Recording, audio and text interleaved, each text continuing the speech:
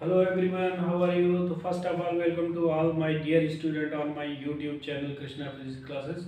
तो बच्चों आज हम बात करने जा रहे हैं ऑप्टिक्स के एक और इम्पॉर्टेंट टॉपिक के बारे में जिसका नाम है डिफ्रैक्शन ऑफ द लाइट। तो बच्चों डिफ्रैक्शन के फिनोमेना पढ़ने डिफ्रैक्शन का टॉपिक पढ़ने से पहले आपको हम कुछ डेली लाइफ की एग्जांपल देंगे जिसको थ्रू आप डिफ्रैक्शन की फिनोमेना को समझ सकते हैं।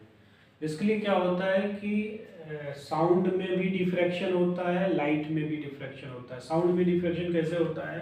सपोज दैट यदि हम किसी भी रूम के अंदर खड़े हैं और बाहर से कोई एक व्यक्ति बोलता है तो उसकी आवाज़ हमें रूम के अंदर तक सुनाई देती है। इसका मतलब साउंड हमारी वॉल से पेनिट्रेट होके आ जाती है।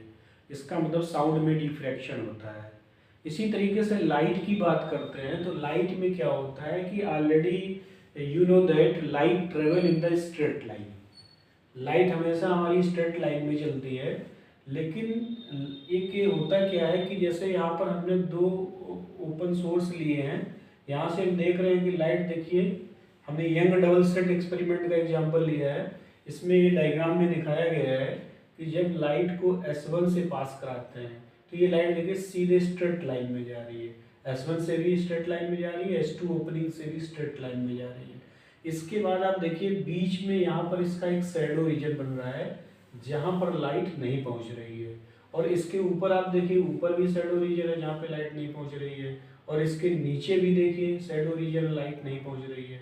जबकि वास्तव में ऐसा नहीं होता है। प्रैक्टिकली क्या होता है कि जब लाइट को ये जो S1 S2 सोर्स है ये हम इनको नैरो सोर्स लेते हैं तो उस केस में क्या होता है कि जब लाइट को हम इससे पास कराते हैं तो लाइट स्ट्रेट लाइन में तो जाती है, साथ साथ क्या होता है ये अपने पॉइंट से क्या हो जाती है, बेंड कर जाती है।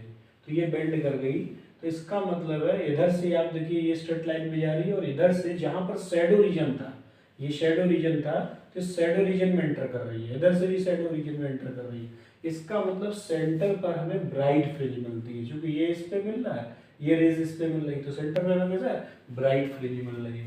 तो इस तरीके से हम कह सकते हैं कि S1 और S2 पर जब लाइट आती है तो ये सेकेंडरी वेवलेट्स का काम करती है। तो जो हमारा यहाँ पर सोर्स है वो सेकेंडरी वेवलेट्स का काम करता है। इस वजह से यहाँ पर तो सेंटर ब्राइट फ्रिंज मिलती है और इसके ऊपर और नीचे हमें मिनिमम और मैक्सिमम इंटेंसिटीज के डिफ्रैक्शन पैटर्न मिलते हैं स्क्रीन पे। तो इसका मतलब ये हुआ कि लाइट को जब भी हम किसी भी ओपनिंग से पास कराएंगे तो लाइट हमारी स्ट्रेट लाइन में ना जाके किसी भी डायरेक्शन में बेंड कर जाती है। तो bending of the light around the sharp edge of an obstacle, that is known as a diffraction of the light.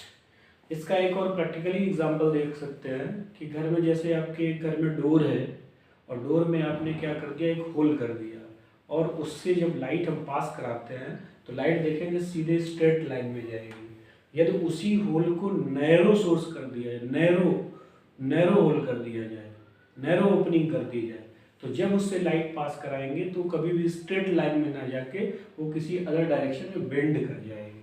तो bending of the light that is known as the diffraction of the light. अब देखिए इसमें कुछ तीन conditions हैं आपकी कि diffraction किस केस में होगा। फर्स्ट कंडीशन है if the size of the obstacle is equal to the wavelength of the light then wave will be diffracted.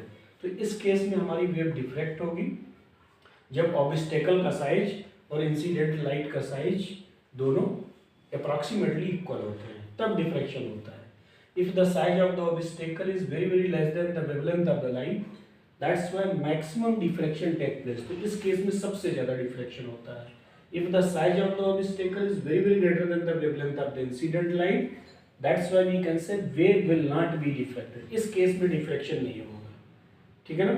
तो डिफ्रैक्शन जो होगा हमारा दो केसों में होगा, इस केस में डिफ्रैक्शन नहीं होगा। तो इस तरीके से बच्चों डिफ्रैक्शन का टॉपिक कंप्लीट होगा। आगे हम बताएंगे कि how many types of the diffraction, Fresnel diffraction और फ्राउनहोफर डिफ्रैक्शन, इसके बारे में क्लियरली डिस्कस करेंगे। Okay, thank you to all for watching my video and please like and subscribe my video on my YouTube channel Krishna Physics Classes. So thank you to all for watching my video.